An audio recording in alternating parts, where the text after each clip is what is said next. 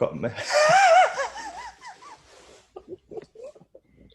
I wish I'd bloody remembered. Yeah. It was my bloody idea, and I've got to put it all up. I know. I don't know. Good morning, everyone. Welcome to the session. We're just going to wait for you all to make your way in, let the connections be made, and then we'll get started. Hoping you're all well this morning. We've got two Yorkshiremen to my left at the moment, who are going to keep you busy this morning for an hour. I hope you're looking forward to listening to them as much as we are. Stand by for the world to be put right. Yes, yes. Well, Yorkshire anyway. Well, in the Yorkshire way of doing it, which is the correct way of doing it, obviously. The Yorkshire way, of course, obviously. Yeah. Good morning. Lovely to hear from you. Ian, Rita, another Ian. Good morning. It's lovely to have you with us. If you want to say hello, please do. Just pop it in the chat section and select all panelists and attendees so that everybody else knows that you're there too. And you can always let us know where you are tuning in from as well. That's always nice to see. See how far we've reached, because we've got quite a few of you on this morning. Dublin. Yeah. Oh, Joe. Beautiful. Here we Canada. Go. Wow. Good morning, Canada. Oh, good. Whatever time it is in Canada, I have no idea. Yeah. Good day. We've got a few more from Yorkshire. Scarborough. Well, there you go, you see. 5 a.m. in Canada. Wow. Thank you so much for getting up and tuning in with us. I thought that said from David, deepest sympathy, but it says deepest Surrey. I really should have put the right glasses on this morning. I don't know. Right. So, if you've got any questions as we go along, guys, please don't hesitate. Just pop them into the Q&A section. Gavin's going to be asking lots of questions anyway, but if you have some that he hasn't touched on, then just pop them in there.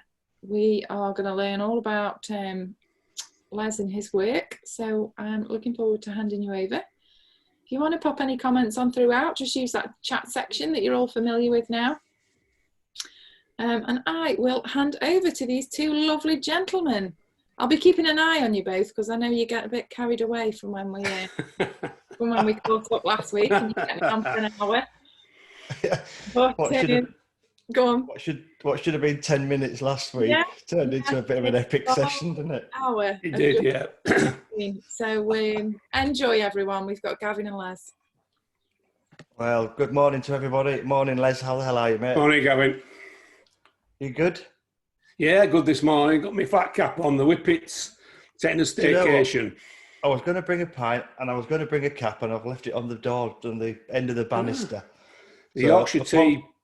Apologies, the Yorkshire tea, she's thrown the box away. Right, take the hat off. It's a bit warm. It's a bit warm for all that. I was so domesticated. I put my tea bags in a caddy. Can you believe that? Posh. How many people do that? So what's it doing weather-wise for you? Are you out today in the sun or?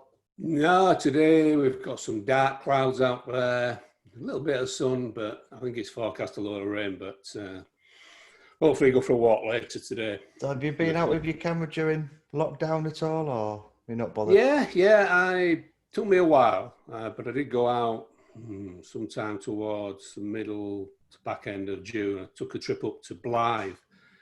I think there's a picture in there as well today of that somewhere when I went. And I was a little bit apprehensive, actually, when you first go out and there's people about, and it was like dodging people. But I went to Blythe because there's a lot of space around there. Yeah, it's just up the coast, isn't it, from us? Is it? Yeah, it's about an hour from. Well, no, it's about 50 minutes for me to get up there, but it's there's various things. So yeah, it was a good day out, and I've been out this last week. Last Saturday, I went out up to the Dales. Yeah, so beautiful. Summer water. Beautiful. We'll have to tell everybody as well, Gavin, we really should have subtitles on this today. It's fab, our accent, isn't it? It's you know, East Yorkshire.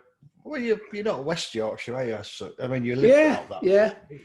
Yeah. I'm originally from Harrogate, the posh area. Oh, that's posh. But you don't talk like that and live at caravan like, do they? You know. Yeah, they moved to Wakefield, and 3 years ago I moved up here into the Dales. So it's great. My uncle Harry used to live in a little place called Buon, which is a village about 3 miles from us, and I couldn't understand a word he said when I was little. You know, his accent was so broad. You know, boots were beats and things like that. And he had the longest allotment in the world. You know, when you remember really bizarre things, outside privy and everything, it was proper living. And newspaper for toilet roll and on a spike in the shed. It was proper. I remember you know, we had an outside privy, as you call it, and toilet paper. I remember on the back of the door. You didn't stay there. You didn't stay in there too long in the winter. No, not at all. In fact, you had to walk past 3 houses to get through his toilet. Oh, it was no, we were posh. It was just outside next to the coal house. Yeah, a little terrace of houses, and all the toilets were just at the end. It was. I think they probably adapted it and modified it now, but yeah. Yeah. So one of the questions I always ask, Les, is you know, everybody that I've talked to, where did it all start? Because everybody's got a different answer. Where did it all start? It all started about 18 years ago. Because before that, I had an exceptionally busy job. I was an after-sales manager in the motor trade, and it was like 12-hour days, so I didn't have any time for any hobbies.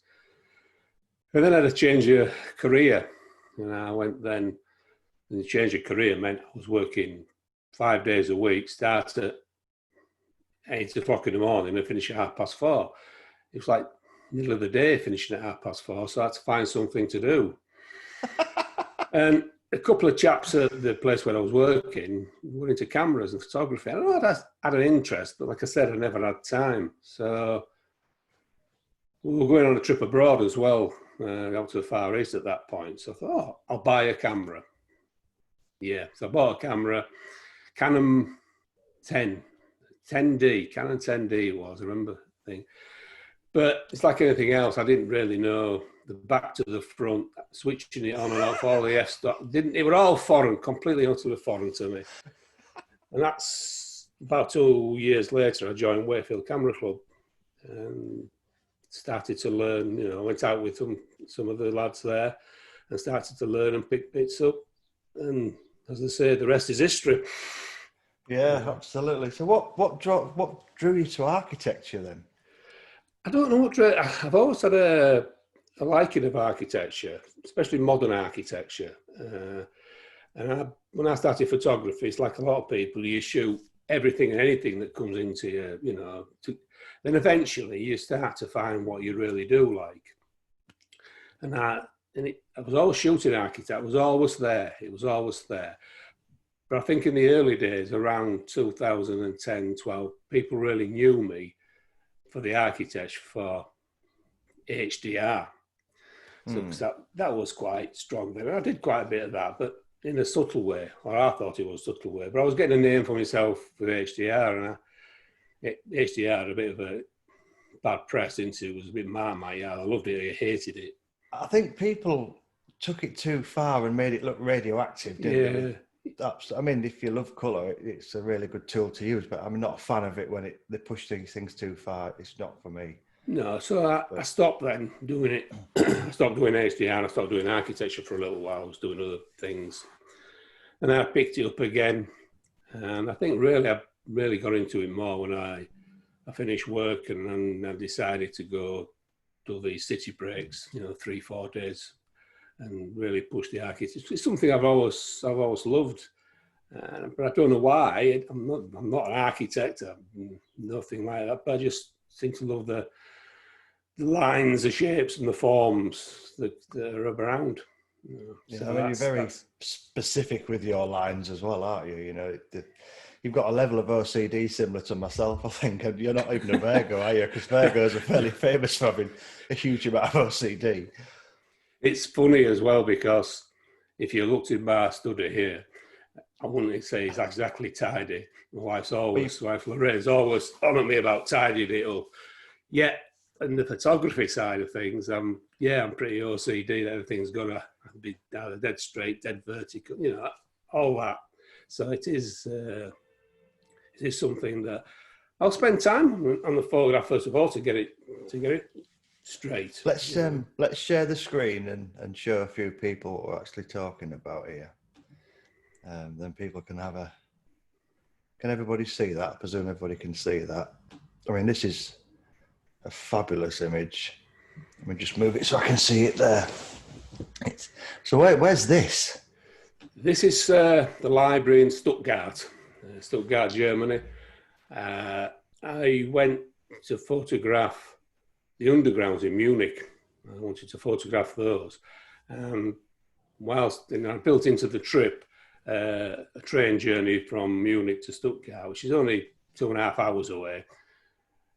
And luckily the library is about 10 minutes walk from the railway station. So if people look on it in the upper top left, there's a cafe, you'll see maybe the back of a person there. And that was the first place to go up there, because I was quite giddy at this point, seeing this place. I wanted to photograph it for a while. So I thought, I'm a bit giddy, let's go up there. And also I'll get something to eat, get a drink, look out the window and check all the angles, where's the light falling in, all them sort of things, just to make it so I could, decide which was going to be the best spot. I suppose in the end that went out the window, because I ended up shooting from every different floor, every different side. Then I took quite a lot of images, which is extremely unusual for me, to take so many images. But this one sort of stood out, because normally you on my architecture images, what you don't normally see in a lot of them, you don't see people. Is that because of the long shutter and people just disappear automatically? No, it's because when I'm looking for shapes and lines and the forms, I don't need people in it. But when you look at a library, besides books, it has people in it. So, and I think it worked better. I did have some without people. It didn't work as well. And I could really have done with the people that's walking down the stairs in the centre. I could have done with those on the next stairs up above. But there weren't as many people mulling around. There's a cafe there, and there's 1 or 2 bits and some admin areas. So there weren't as many people there. So I had to wait for these couple to come down the stairs.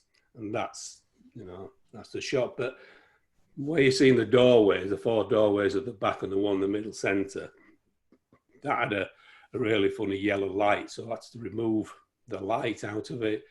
I've desaturated the books out of the colours out of the books, except on the left-hand side, you'll see some green ones. And I think towards the back somewhere, there's some that's a bit pinky, just to give it a bit more body. But this place isn't white. It isn't white? No, it's grey. The whole place is grey. So, but I had a vision that I wanted it to be white. So that's how I've lifted everything. And so how have you managed to paint the whole thing white? A lot of selections. A lot of selections in Photoshops and painting the colours of the chairs you see back in and some of the people. But I think it was worth it in the end. It's still a favourite shot of mine. And I've actually just about a couple of weeks ago printed that one at A2 to go on my study wall. Wow. I take a lot of architecture shots, but this always sticks as a favourite to me. Yeah, it's some there's of the something other about ones. it. Yeah. But how long will an edit like that take you then? That one maybe took me 2 or 3 hours, but not all at once. I never work all in one shift at doing an image. I'll maybe do an hour's work-ish, round about just over an hour. And then I'll stop and then I'll shut it down. And I'll come back to it with fresh eyes. Yeah, because the danger is always, I think, with people editing, it's when's enough? When is it enough? When's it right? I think when I come back the second time to look at images, it's a matter of having a cup of coffee, cup of tea, whatever, sit down, look at the computer, don't touch any buttons or the Wacom tablet or anything like that, and just look and see what is, is there anything wrong? Does it need any other tweaks here and there? And 5 or 10 minutes doing that, then you can see if you need any more or not. If I do, then I'll do what I need to do for maybe whatever it takes. But you have the vision. Would you class yourself as a photographer? I know you use a camera as a tool. Would you class yourself as a photographer, or would you class yourself as an artist? Photographer. Photographer. Yeah, is there a reason for that? Yeah, I think I'm not changing anything of the structure within the image. So I'm a photographer. I'm just how I process it, how somebody else would process it. You know, you could take 10 people and everybody would process it in a different way. And it's just processing really at the end of the day. You know, it's just how I see things. It's your tool, isn't it? I mean, your computer is your palette, is your paintbrush, is your paint box, isn't it now? It's just a way of expressing yourself, but you use the digital media that we're working now to capture what you need, and then take it home and move it and edit it. I knew on that shot, I wanted it to be light, bright and airy before I'd even pressed the shutter. And this is taken handheld, by the way. There's no tripod. It was really fascinating what you mentioned to me when we spoke the other day, is that working abroad is so different to working in England. I thought that was a fascinating point. Yeah, it is. If people see my website, if people see my talks and things, I very rarely shoot in the UK architecture, mainly because it's so difficult. I remember the other week you had Nick Brown on from the Guild, your Guild members, right. And he was saying about London, about the private, everything's private property and having tripods is quite difficult, which it is. But abroad, it's very different. They more welcoming if you try and get the photograph. This one you're showing now is next. This is a German Parliament. Next door is the Reichstag building, but this is the building next door to it, the Paul Loeb House. That is where all the work of the German Parliament goes on. So a British tourist, for want of a better word, getting his camera, walking up to the glass, putting the lens against the glass and shooting what could possibly go wrong. Don't mention the war. No. in the Basil Fawlty Towers voice sort of thing. But nobody bothers you. Nobody at all bothers. Now they're watching you, no doubt, on CCTV, so they know what's what. But this particular spot where I'm shooting this particular image through, behind me, it is a very popular spot in Berlin for shooting. There's a river spree behind, there's other buildings, and it is a really popular spot for photographers. So they know, they've seen it all before. And this place actually is open to the public to have a tour around on a Sunday. But I wasn't there I was there during the week. But this was pretty much an image where the two busts were brown, because brown's the lighting, there's a bit of a light trailing down on the ceiling, but the rest of it was pretty monochromish, so it just lended itself to being a monochrome image. And shooting things like this handheld isn't that difficult nowadays as well. All the cameras have the level, the green line, the level in the camera. It's just a matter just of getting it right and taking a few frames, and then it's just making sure everything's straight in Photoshop. Well, Lightroom first of all. Is that how you process? You go through Lightroom into Photoshop and then back? Yeah, well, I don't go back. I stay, because there's anything in files in Photoshop. I use Lightroom to catalogue all my images and do the basic adjustments. More the adjustments of transform, because I don't shoot now with tilt and shift lenses because I've moved away from that. You can transform images to be pretty straight, 90 to 95% in Lightroom. And the other bit I can finish off if it needs to in Photoshop. And that's what I'll do first. Every time that's what I'll do first, is make sure I've got everything lined up and as straight as it can possibly be. Do you give yourself some real estate around the outside of your frame so that you can afford to? Because obviously when you start straightening stuff, you start to lose, don't you? I always try and just shoot a little bit wider than I need to shoot. Then I've got that wiggle room to, if it does crop. Is that what you call it? Wiggle room? Wiggle room, yeah. But if you might just steal that. But if you use Lightroom, and in the transform, there's a box just built near the bottom, and that keeps. You don't know when you do it sometimes, and you get it all. You get the white edges where it starts to do it. Well, that'll take it away. It won't do that. So it's just playing around and just making sure. But you know, I don't mind if I'm going to spend half an hour getting it straight. I'll spend half an hour and getting it straight, and that's all there is to it. Do you use the rulers a lot? I use the rulers, the little lines where you can drag out from the left and the right the top and the left in Photoshop. And I'll use several of those all in one go, because when I'm changing, if you change one part of the image, you've got to make sure that another part of the image don't go out of kilt as well. So, so it's just a bit of patience, really. And that's, if you apply some patience and some good old Yorkshire tea, then you cracked it. I think that the editing software has got so good now that it's probably almost made redundant the tilt and shift lenses. We've had a question. What sort of lens would you shoot your architecture with? I shoot various. Mainly, I'll shoot 10-24, which is on a Fuji, and I'll shoot the 24 to 90 on my Leica, and then also on the Fuji for really tight interior ones, I have a 9mm Laowa Chinese lens.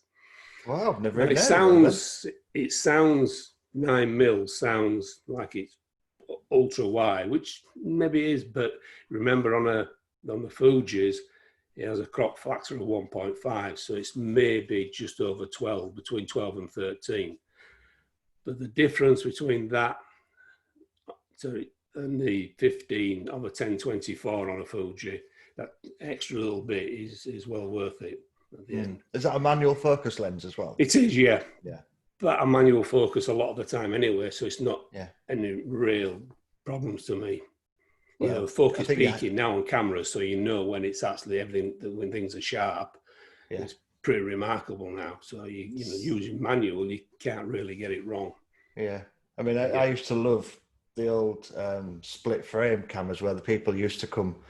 You know, if you're shooting a portrait, their eyes would actually sit on the same side of the face, you know, move them across and things like that. I used to love focusing like that. And you wouldn't, you know, a lot of people now are saying, you know, they say, oh, you know, my autofocus isn't fast enough and things like this, and it locks off and it doesn't do this. And you sometimes wonder, how the hell did we manage to get sharp pictures with because everything was manual focus, wasn't it? You know, autofocus, I remember coming out and it was, well, pretty prehistoric compared to the systems that are cameras now. Some of the cameras now do remarkable things, and it is, you know, the autofocus on things, the manual. Whichever you're comfortable with that. That's how I see it. Do you focus stack at all then? No, but I sometimes bracket. I do bracket shots. I'll go, depending what I need. I might be one over, one under, and spot on. Sometimes it'll go to 2, and sometimes I'll do multiples of that. I'll do the 1 under, 1 over, and 2 under, 2 over, and blend the required images that I've taken together. You know, just to get all the data. Yeah, I'll look on screen and decide which ones that require the blend to get the best sort of thing. And that's, you know, that's fairly straight. This is actually the front of the previous same building, but this is the front of it and one side of it. Because your pictures actually look like they're taken so high up, you know, unless you're from another building, they're almost, I wouldn't say they were drone images, but you know what I mean? The perspective is probably something, it looks like something that's unattainable, so to speak, because you can't get to that height. So it's not just purely bending them in edit. No, this one was shot quite a way back because I wanted to try and get as much as I could. It was handheld, only because I didn't want to use a tripod in front of the building, because there was lots of cars coming and going, picking dignitaries up, and I didn't want to sort of get. And so I thought, if I'm going to get the shot, I'll stand well back and I'll shoot it as wide as I can. And the building was tilted forward, and I've had to pull it up and change it around a bit. But this had to be a black and white image, because the 2 squares that you see, I think one of them was red and one of them was green. the rest of it, the concrete is what it is, grey. The stairs are a silvery colour, so that's pretty monochrome. So it had to be a monochrome image, but I've had to take a lot of little bits and pieces of reflections out of the window because it's shot again through glass. So there's maybe an hour or so's work taking reflections out of windows on that. Are you a fan? I mean, you've got some stunning colour work in it and some stunning black and white. Are you not bothered what you do? You know what you're going to do before you've shot it, or you just think this is going to be a monochromatic image and you know straight away that you're going to do that? I know a lot of the time, maybe 60% of the time, I'll know if it's going to be a colour image or it's going to be a mono image, it's going to be a high key one, or the colour's going to be, well, most of my colour work now is very desaturated colours, light colours, so a lot of the time I know it's just the odd ones that I'm not 100% sure of until I get home. But I shoot, when I'm shooting, no matter which camera it is, I'm shooting in RAW for the colour, and I also shoot in a JPEG that's turned to a black and white. Okay. So when I see the back of the screen, I just see black and white. That's all I see. But I've got the colour, so when I get home, I've got the two. But in both cameras, I have various custom settings for different styles of mono. Okay. So that it can be whatever I'm looking at, I can switch the custom setting on the mono to what I think might suit the image. So it gives me an idea, it's a reference, it gives me an idea right on the spot of what it may look like when I get home and I finish the image of the RAW. I mean, I shoot with my camera in black and white all the time. I usually have the contrast slider as far as it'll go over to give me all the tones. So for exactly the same reason you've just mentioned, that I want to see. I just want to look at tones. That's all I want to see. I'm not bothered. The first time I see my stuff in colour is when I upload it, and that's when I know I've got it wrong. Sometimes when I've shot the whole shoot in JPEG and because I've been messing with my camera and I forgot to put the button back, and I've got home and think, why aren't I seeing any colour? I've done that a couple of times. That cock up. I've done that before, but then all of a sudden you realise because you're thinking, there's a lot of frames on here, you know. I know, because I shoot with a 32 gig card, so most of the time I know I'm going to get 600 and odd out of a card. Yeah. So I know once I look at that, if it's around that figure, I know that I've got it right and I'm in RAW. If it goes up to something like 2,000, I'm thinking to myself, I think there's something wrong here, Les. I'll have a look. You know. I mean, this image. I mean, the man who hadn't made a mistake hadn't made now, have they? You know, that's a statement I use quite a lot, or a quote. You know, and making mistakes is all about how you learn. You just hopefully don't do it again, but it happens. This is almost, I mean, this sounds maybe a bit daft. This is almost monochromatic, but it's colour, because all it is blue and greys, isn't it? Yeah. This is Liège. This is the Liège Guillemins railway station. And this is going to be the first time that I went abroad shooting, was this. And it was a bit of a shock, really, because this is a railway station that would be the size of something like Birmingham, Manchester, you know, something like that. And there's photographers there, photography people go there, clubs go there on an evening, and I was shooting there, and everybody's using a tripod in a busy station on a Friday afternoon. I couldn't quite believe it. For an hour, it didn't feel quite right. I was also waiting for the tap on the shoulder to say, you know, oi. But Mr. High-Vis turns up. Yeah, it sort of settled down after a while. But this image is, the place is designed by a Spanish architect, Santiago Caltavera, and a lot of his buildings, it's basically white concrete, steel and glass, and that's just what this is, the white, so the concrete thing. And I wanted to shoot it, but I wanted to get the blues in it, so I shot it just as it's coming to dusk. So the lights are coming on within the building to light, getting more light into the place, and I've got the dusky, you know, blue skies just coming through. And I wanted to keep that. I wanted to keep the blues in it. But this I shot 5 years ago. And during lockdown, I've only just now processed it. Oh, wow. You sat on it for a bit then, yeah. So Well, you got a bit bored, did you? Yeah, so I did many others, but I'm not sure back in 2015 my editing skills were what they are today. I think I've learned a lot more. And during lockdown, I was right. I'm going to clear the computer, clear a lot of old files out, move them onto a different hard drive, all them sorts of things. And I came across a few, and I thought, I wonder what this will look like if I do so and so, and I do so and so. And the rest is sort of history. I've now sort of learned. So I've done one or two from that particular trip. How do you think your style's evolved over your career? Yeah, everybody talks about the style, and I don't see what my style is. I really don't.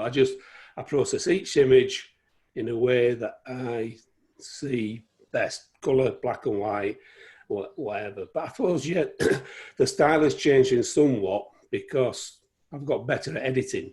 And I think we all get, as we go on, we get better. We learn a little bit more.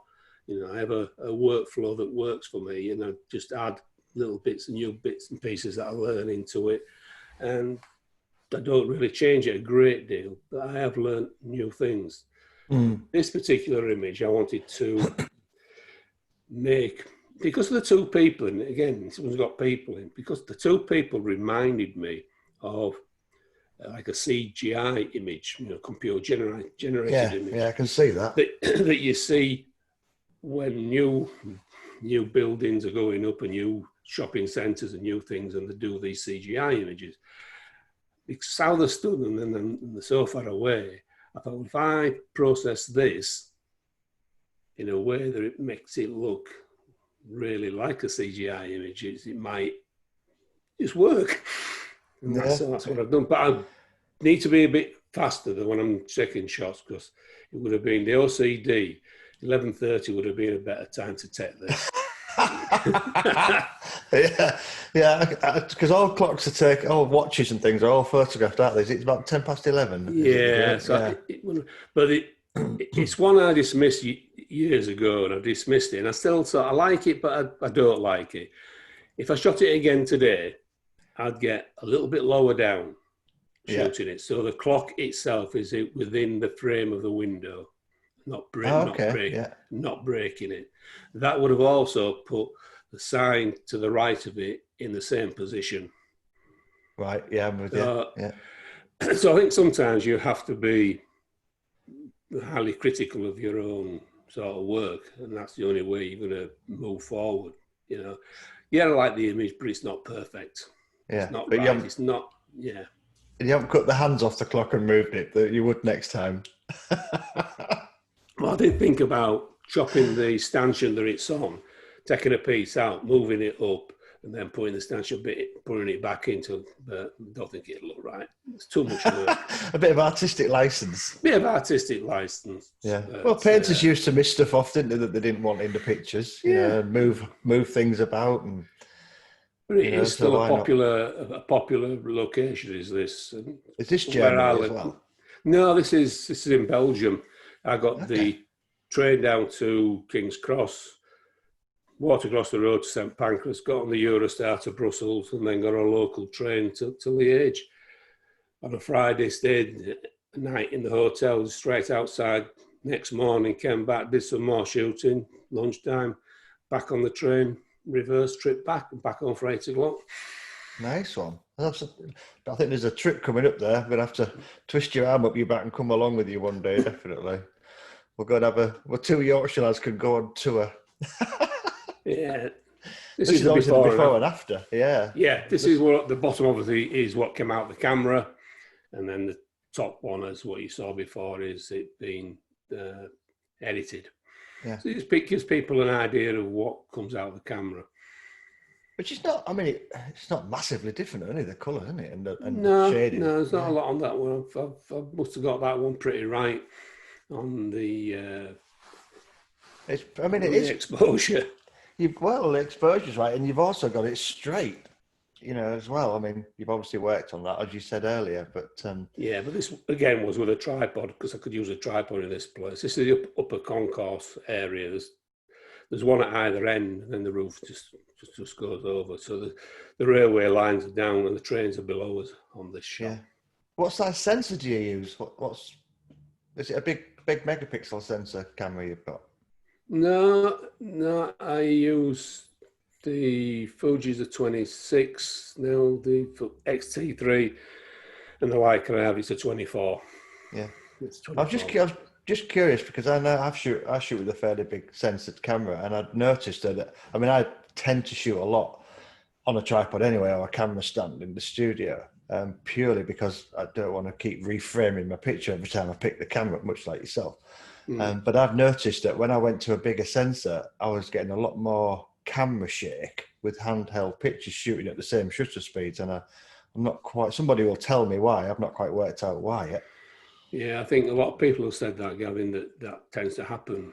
You go up the very slightest of movements. You know, what you were shot on before, you know, 160. You've obviously got more pixels to record this stuff, which is probably why you're noticing it. But yeah, it's just something to be aware of if people are thinking of starting to move up in the sensors. And sensors are getting bigger and bigger, aren't they now? Yeah, they are. Yeah. No, this is the same. This is the same station. This is the age of Guillemans again, and this had to be black and white. We just had to be getting back to what Caltravara is: the white concrete and the steel and the glass. Architects have got great vision, haven't they? Some of them have. Yeah. How the design. To the left of this, where you see to the left is. That's the toilets. Stop pointing that out. And then just to the right. Just in case anybody's visiting and wants to know. Yeah, just in case anyone wants to visit, that's where the toilets are. And to the right, there's a shop. So a little busy spot. So you've just got to get set up and just wait till people pass and then you shoot away. And I think if people see the other one to this, Gavin, the before and after, they'll understand where this one's come from. There we go. Yeah. So you can see the difference. You know, you can see the green at the top of the arches, and that's because it's up above. It's got these obviously square green glass floor above it, so it gives that look below. You can see that it has got a black floor. The stairs goes up to nothing, so I've got a white patch right at the end of the arch, which I needed to sort out. Yeah. The other thing I've taken off, there's the two signs towards the bottom of the stairs, left and right. They weren't doing anything, so I took them out. Yeah. And besides that, it's just actually selections to make to get the floor on its own, and then reverse the selections for the rest of the building, the arch, the white part, to make it white. You're a dab hand with a pen tool then. Yeah, it takes some. I don't think I used the pen tool. I used the magnetic one or something on this one because it was fairly straightforward on this to pop it in and get it sorted. But the selections, so the floor, the selections again for where the reflections are, because I had to make it the black, deeper black, and then I had to put selections on whether the floor is to bring the floor back up again to stand out. This one took me maybe to get this right. This was about 3 hours work to get this right, on and off. Yeah. 2 sessions of best part of an hour. Then. Do you look at your pictures upside down? No. I know people do say that. Yeah. But no, I don't. A lot of people just recently. I've seen a lot of videos and things recently where people, when they're editing on Photoshop, talk about editing with a white background. Okay. I had it with a grey background. Yeah, me too.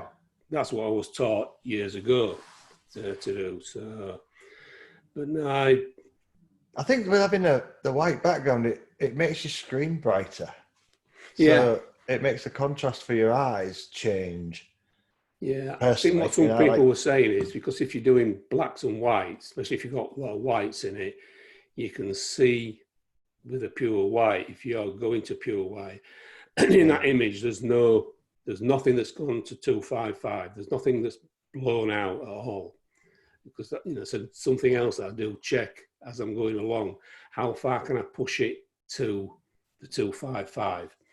And I try and push it as far as about 249 to 250. If it's got to go just over that, fine, if I need to, but I don't really like to. So, Is that with printing in mind then?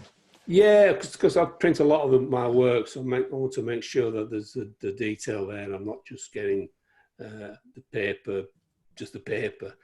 Yeah. Sometimes the blacks. Are you a fan of a particular paper? Yeah. You're not going to tell me? Yeah, I used Cancer Infinity. That's the brand I use. Yeah. I use Cancer, yeah. Yeah, I use. Do you print yourself as well? Yeah. I have an Epsom printer that prints to A2. I use 3 papers. Sorry? Is that the SP800? No, it's getting on a bit now. It's the R3880. It was a really popular printer for a lot of photographers, but they don't do it anymore, and it's now something else. I don't know what it is, because I don't. As long as it's working, then that's fine by me. I've got an A2, the SP800, and I've been lucky enough to win 2 of them actually. So, I've kept one and I swapped one for a load of paper and ink because Epsom sort of kindly sent it, and I said, and the chappie from Epsom said, "Oh, I didn't realise you've won another one. Do you want a projector or something else?" So I said, "No, I'll just have some ink, please, and some paper." Yeah. So, but I love printing my own. In fact, I print all my own limited editions. I just recently started printing more of my work at A2. So I think when you print it large, then it's something different again.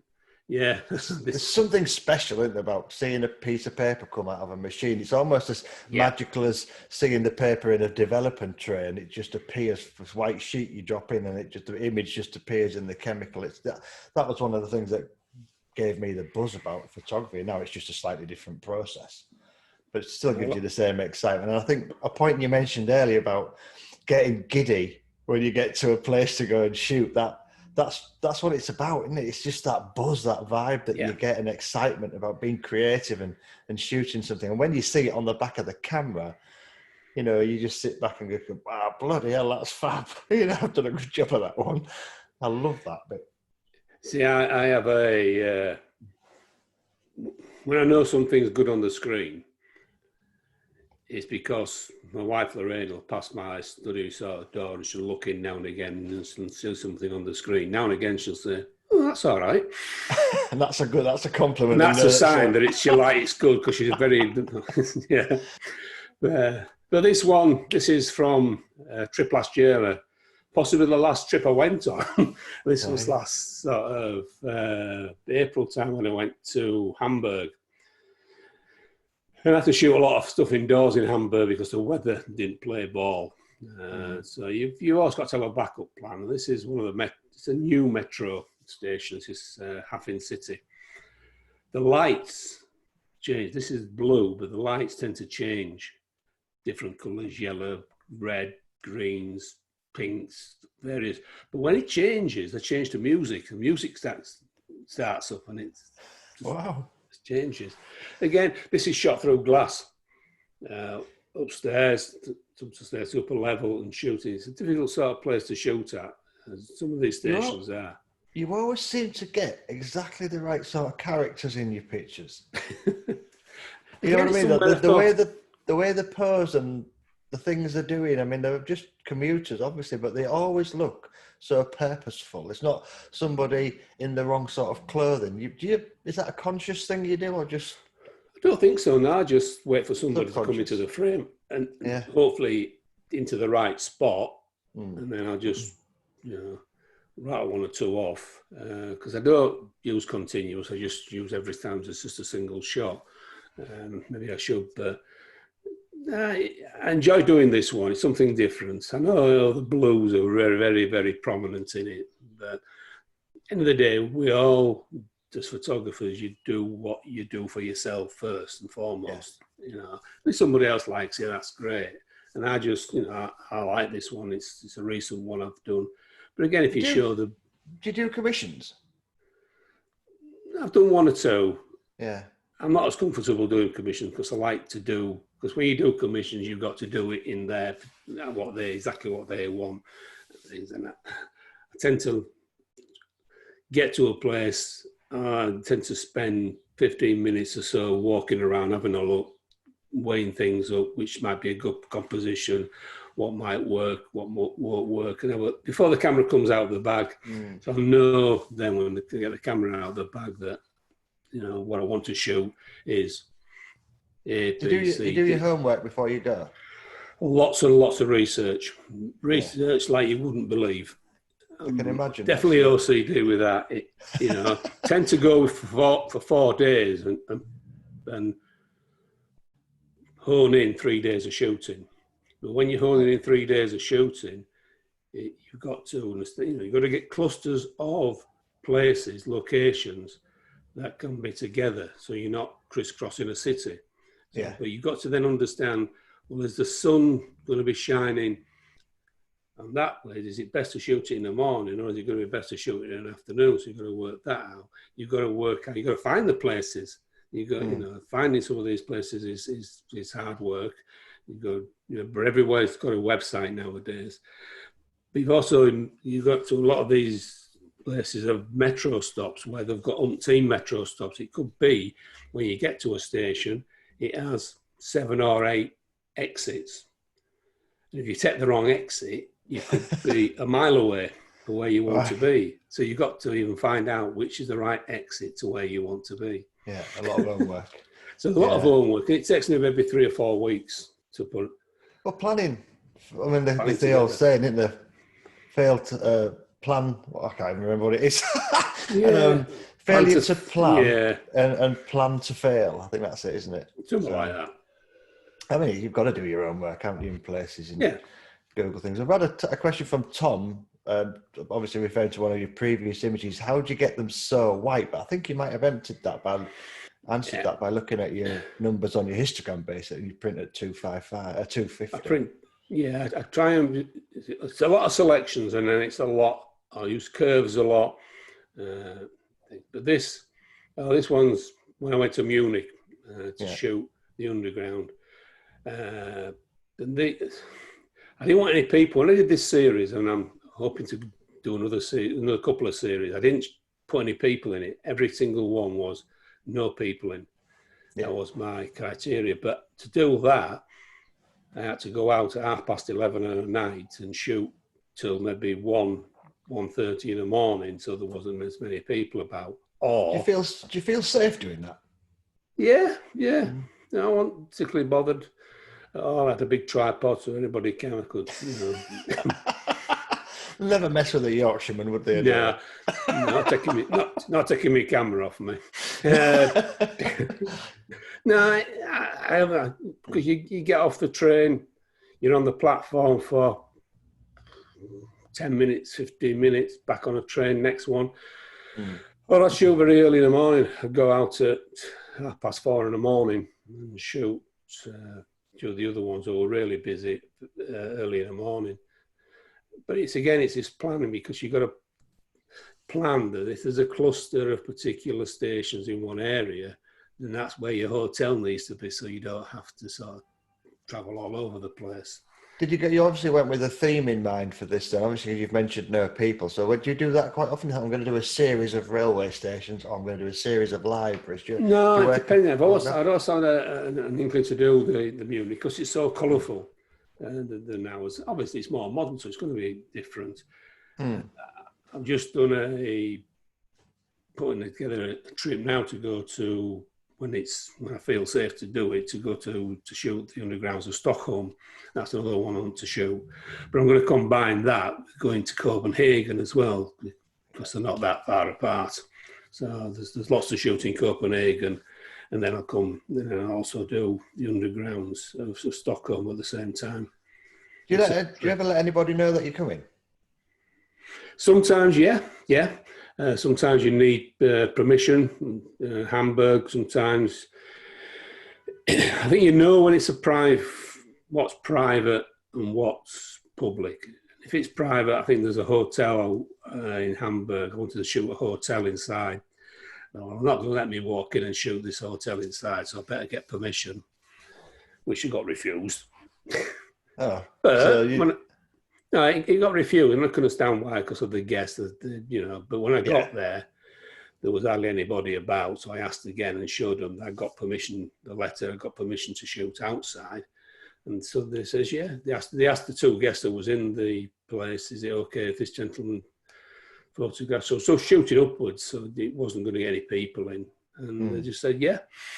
I suppose it's the way of the world, isn't it, now that everybody needs protecting, so to speak, and invading people's privacy, yet nobody seems to bat an eyelid about. Did they say you're on CCTV 300 times a day, I think, now, don't they? Yeah, but I shot in Hamburg. I wanted to shoot a particular stairwell. And when I went to find out where it was, I just couldn't find out. Now, this is the one in, we'll go back to this first. This is the hotel in Hamburg. Oh, is this the one? Right. Yeah, it's the 5-star hotel. And in the hall below, it's where they have the afternoon teas and people sit and relax with the newspaper and the laptops and things. And these are all floors. These are different. So the black sections just are a floor, and then got the chandelier coming down. But when I found it on the internet, just this pear shape. If you shoot it in the right way, it gives this effect of being a pear shape. Yeah. So I shot that, and the slats are all slightly angled. So if you can see through them, and on the floor you can see through them. But there's only two people below sat having their afternoon tea. In fact, they were just finishing. So did you send the hotel a copy of the picture? Yeah, sometimes I do. I sent them one of this one, and I got a nice email. But I said if they want to use it, fine. But I think a lot of people have shot this. It seems to be one that a few local Hamburg people shoot. There's a movement in Hamburg called Hamburg After Dark. Okay, sounds a bit dodgy, that, like a specialist. Yeah, it does. But they go out on an evening and they go around Hamburg shooting lots of spots. This group of photographers go around. So there's all sorts of different movements going on, different groups of people abroad going out and shooting various parts of the city. We had a question from John Forrester. I don't know if he's your brother. Do you ever use the Nick collection, NIC collection? Yes, I do. Yeah. I use the two bits I use Silver Effects. Just going on to that, yes, the Silver Effects, and I use the colour effects as well. I use bits and pieces in there as well. When I looked at this picture earlier, it was nice to see one of these pictures without an aeroplane in the middle of it. Yeah, because everybody just drops an airliner in the middle of the pictures, don't they? And just quickly going back to the other point you were making before I switched pictures, that I went to shoot this stairwell and it was in Hamburg, but the lady said, I think there's some building work going on, so you might not be able to shoot it. And there was some green sheeting around the bottom of it. And I said, oh, that's a shame, because I wanted to shoot it higher up. And she said to me, oh dear, I'm okay. Well, if you go around this way and go up these other stairs, and it'll bring you out higher up. So they helped you with it. And if you were in London, Manchester, Leeds, or wherever, and there's some building work going on, there's no way the health and safety would have let you, would they? But somehow in Germany especially, they will go out of the way to help you to get the shot, which is quite refreshing. Really nice to hear, to be fair. I agree. It's very refreshing, because it's all negative, isn't it? Most of it towards us now. Yeah. My best Yorkshire accent, she really understood me. All I wanted to do. I've been there before. My accent doesn't go very well with people from different countries. I've probably even mentioned it on here before, but when I was working in Austria, the German said to me at the end of the weekend that I've been judging, they said, your English is much better today, Gavin, than it was on Friday. Because I had to sort of learn to finish my words properly. And I was the only one who was mothered, apart from, it was a lad from Ireland, Gabriel, and Gabriel, and we were the only ones whose mother tongue was English, and we were the only ones that couldn't understand. Yeah. Even the Chinese spoke better English than we did. And this is Sprinkenhof, this is in Hamburg. This is part of the office. Because Hamburg what was, it still is a thriving port city. But years ago, with all the warehouses, they had to have some offices, and these are a big office complex, and it has this central piece, this central autumn piece. And this is actually, I shot this laid on my back and held. Nobody came to resuscitate you then? No, but what happens is people walk past you, and first of all, they slow down to make sure you're still breathing. Once they realise you're still breathing, you tend to, wants to kick you and prod you. But then, when they just walk past you, every single time, they'll look up to see what you're doing, see what you're shooting. A lot of people don't look up, do they? They spend all the time at 5'6", so to speak, and never bother looking up. But I wanted to sort of, to lay down, so try and get as many of the windows in as I possibly could. And I know people, you said about a plane before being in it, but the clouds were actually there. Yeah. And this was sort of more or less at dusk. If you look at the side, you'll just see a dot of light. Yeah, I can see that. So lights are just coming on in the rooms, the oval bit towards the bottom. You can see the light, and there's a couple to the right. And I keep thinking at some point I've got to change that. It's bugging me. I'm going to swap a couple of windows round just to get it more uniformed. We've had a message from Sally saying that you were at Wakey CC and you bought the Nick collection and then went and won a copy in the competition. Yeah. A disgruntled Yorkshireman. Yeah, I did actually win a copy. When years ago, Nick software was about £500 or £600 when it first came out, and I actually did end up winning. I didn't actually buy a full copy. I bought a hooky copy, not so. But then I won that bit out. But this is called Wash Day. Okay. This is in Hong Kong. These are apartments. Because if you look at the left-hand side halfway up, you see some washing hanging over the balcony. Oh yeah. As you can see, centre halfway up as well. So this is a social housing block in Hong Kong.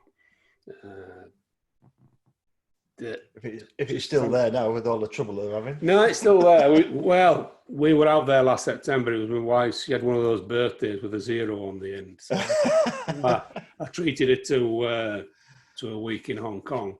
Oh, lovely. The camera somehow jumped in the bag. I don't know how it managed it, but I hope Michelle's not watching because I'm going to be in bad books when I get home. So this is one where I've had to bracket it to get, because obviously there's such bright light coming through from the top and it's dark towards the bottom. I think this one was bracketed at several different. I think I did one. Do you bracket with your shutter speed or do you bracket with your ISO? I bracket it with the shutter speed, but I bracket it in such that on the Leica I can just press one button and it'll set it for me where I want to be. So I don't have to do anything, just press a button that's accustomed to it and I'm sorted, and then I can shoot just straight up on a tripod and get it sorted. So this is maybe a combination of about 4 or 5 different frames. So I wanted to get the sky in it, there's some blue in it, and the cloud that was there again. I haven't put the thing there, I made it, but I just thought, but it was so hot. When we were there, it was like 32 degrees, but the humidity was so high, and you can imagine being at the bottom of this tower, how hot it was. I was absolutely wringing wet through. Yeah. You didn't suffer from condensation in your camera then? Do you have to leave them outside? No, lucky, because it was really, really hot. But I was quite lucky. So I did get 1 or 2 shots in. And I think Lorraine was just shot around the corner. She was sat there just reading a book till I'd finished. But it took us several. This isn't in downtown Hong Kong. This is sort of like 3 or 4 trade journeys away. And this is one that's typically where there's about, I think it was 13 different exits. Wow. So you have to find the right particular one to take you to this, otherwise you'd be miles away. I love this picture. This is a set I would definitely go and play in. It's got my name written all over it. That Venice. No, it's your picture, but where's this? You have to tell me. This is Venice. This is in Venice. Venice, yeah. Yeah. This was shot last Christmas. We went to Venice for Christmas last year, and this was just doing a bit. The night stuff there is completely different again. You know, you get these old bridges and over the canals, and the architecture there is quite special. Yeah, there's never a bad shot in Venice, is there, to be fair? No, but it's a difficult place. What I found it difficult going there when I first went there in 2008, November 2018. It really sort of rocked my senses. You know, the first morning on Academia Bridge, and there's 22 photographers all lined up. Yeah, I'm thinking, maybe not. I've been lucky enough to go to Venice twice as a photographer when I was in education, and it's amazing that everybody is on that little map with the dotted line going to all the famous places, and if you go a couple of streets away from that, you're absolutely on your own. But I did find that I almost needed a compass because it's like a maze, because it's so tall and narrow. You can quite easily get lost. I know it's not a big place. But that's the enjoyment of Venice, though. Yeah. Just going down some little alleys and getting lost, because eventually, because it's not that big, you come out somewhere. Yeah, maybe not where you intended, but you do come out. No, but this is in the middle of nowhere, but it's probably 10 minutes away from not Academia Bridge, the Rialto Bridge area. Yeah. But there's lots of lefts and rights and that to get to there. Just behind where I'm shooting is a church. And then just behind the church was a lovely wine bar. I remember the sandwiches in Venice had one red slice and one green slice of bread. I've never seen green bread. Well, ordinarily you wouldn't eat green bread, would you? But they were delicious. That's one thing, a daft little thing I took back from Venice is the colour of the bread. It was like the flag. You know. I think when you go to Venice and you shoot Venice, because a lot of the places are similar, you've got to try and look at your own style of how you edit things to try and separate yourself from other people. This is the Vasco da Gama Bridge in Lisbon. This is shot 26 degrees, full sun, no clouds, blue sky, 1 o'clock in the afternoon-ish. Just the time that photographers hate. And you've produced this. You know, it was really hot. That's why you are who you are. But sometimes when you're out, you've got to, it doesn't worry me, end of the day, about that. You've just got to go for it, and you've got to put all that at the back of your mind, and you've just got to be in the moment to shoot what you want to shoot and to get what you want to get. And shooting this bridge is easy, but you've also got to do a lot of thought, because you're on it's a walkway, and it's wooden walkway, and it's a popular spot for runners, joggers, long exposures, runners, joggers, and a tripod that's bouncing up and down. Oh, right, I'm with you. Yeah. Don't go well together. So you've got to look left, you've got to look right, and then you've got to calculate your long exposure to be a shortish one, short as you possibly need. And I think this was about a minute, or less than a minute, 50 seconds, something like that. So, and you're lucky to get the water. I mean, it's just like a mirror, isn't it? It's, there was obviously no wind, was there? Or was that it was just a still, completely and utterly still day. This looks like our coastline, this. This is Redcar. Right, we're swamped with our whole horizon out to sea now is turbines. It's definitely changed. This is I tried photographing turbines. They're quite tricky to get the right shutter speed to get the three-bladed effect out. It is, yeah. When I shot this one, it was in a late December afternoon as the sun was just going down. It was lighting up the stanchions. Yeah. And I thought, that'll look good if I can get this right. So I had to take 2 or 3 test shots to start with. Is it 1.3 seconds, I remember, or 1.5 or 1.6 seconds? So I'm frantically altering the shutter to try and then looking on the back of the camera, and then, making sure that it's right. I think about 1.3 seconds was about the best spread. Because it was blue skies, it was easy for it to go black. And do you ever use filters, like a red filter, to take the blue out? No, in camera, well, if I'm doing it on the JPEG, but I don't particularly use them on the camera itself. I use a selection of ND grads or just, ND filters. And sometimes I was reading a report the other day about the days of the neutral of the graduate. Can't speak. The neutral density graduated filters are now finished because the cameras are so good. You bracket it, you don't need it. That's right. They are. Yeah. Going out. I've been out a few times recently and tried exactly that sort of thing to do it. But when you're wanting the long exposure, then you need the ND still. But the grads, you can just about get away now without using the grad and do it in Lightroom, Photoshop. Yeah. It's fairly The problem as well with using a grad, if you had a tree in the picture, it puts the grad on the tree, whereas if you bracket, it doesn't. No, it doesn't. But you can recover that. This is in Lisbon again. This one. This is called Three Trees. Again, the blue sky, because it was too blue, just taken a lot of the blueness out of it to give you that pale. So you want those overpowering. The trees have not altered, and the doorway where it's yellow, which was a fire exit, I haven't altered. I've made the buildings and the floor a little bit whiter than they were. They were a greyish colour, but I thought they suited being lifted a little bit more. You've got a phenomenal vision, Les. You really have. How you see stuff. I mean, I just love that splash of colour. It's just perfect. That's what I saw. I think I saw the trees, but the trees, I've not altered the colour in them whatsoever. They're exactly as they were.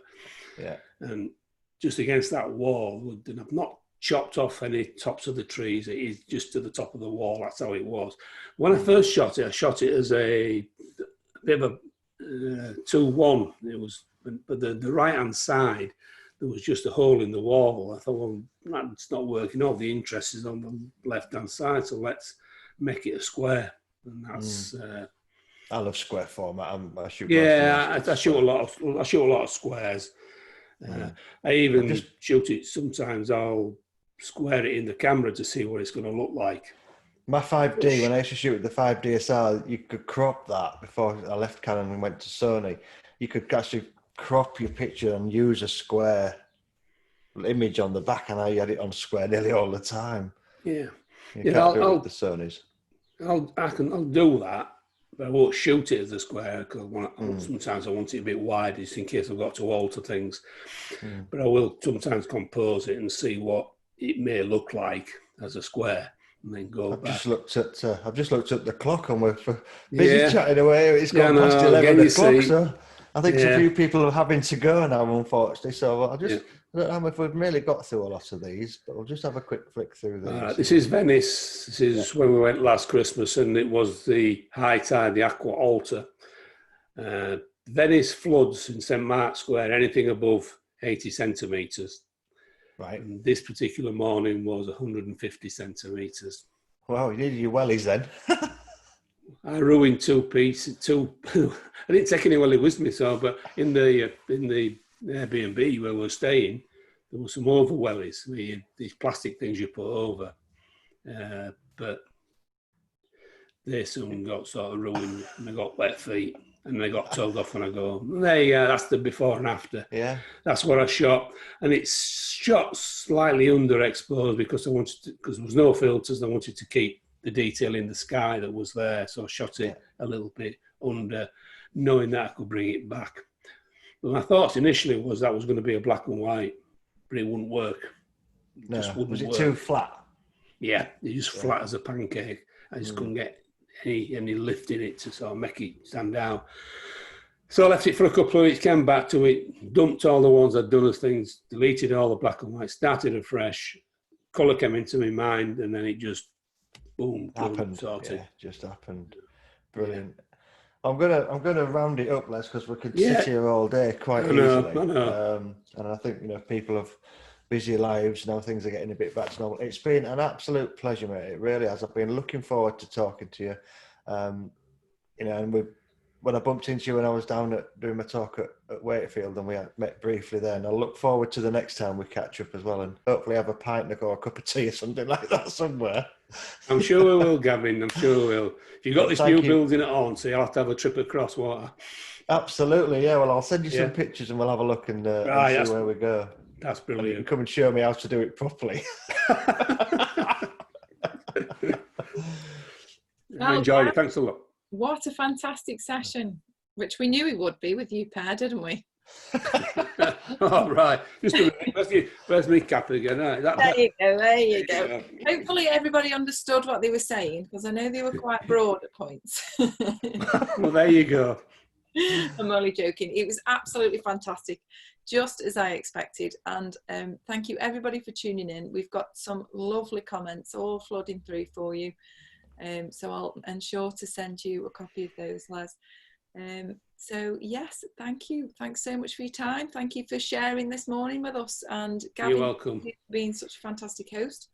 These sessions are shaping up to be absolutely fantastic. We've done a few now, haven't we? We've done a few. Yeah. We've got quite the library going now, haven't we? And more to come. So I'm sure there's a comment there about being inspiring, Les, and I'll have to second that. You totally are inspiring. Yes, you are. Your work is absolutely stunning, absolutely beautiful. Just need a girl in a black bob haircut and a man's suit in your pictures, and you'll be happy. You'll have to show me how to do that one day, Gavin. Oh, maybe we might see a. It might improve the images. Put somebody smoking in them. Yeah. A whiskey glass and some heels in there. Yeah, that's the way to do it. Yeah. Oh, brilliant. Well, thank you so much, Les. Thank you, Gavin, and thank you everybody for tuning in. I don't feel like I want to close this session. We could just stay here all day, but we're going to have to, unfortunately. So thank you so much, everyone. Have a fantastic day. Have a fantastic weekend, and we will see you soon. Take care. Okay. Bye-bye, folks. Cheers, Les. All right. Thanks a lot.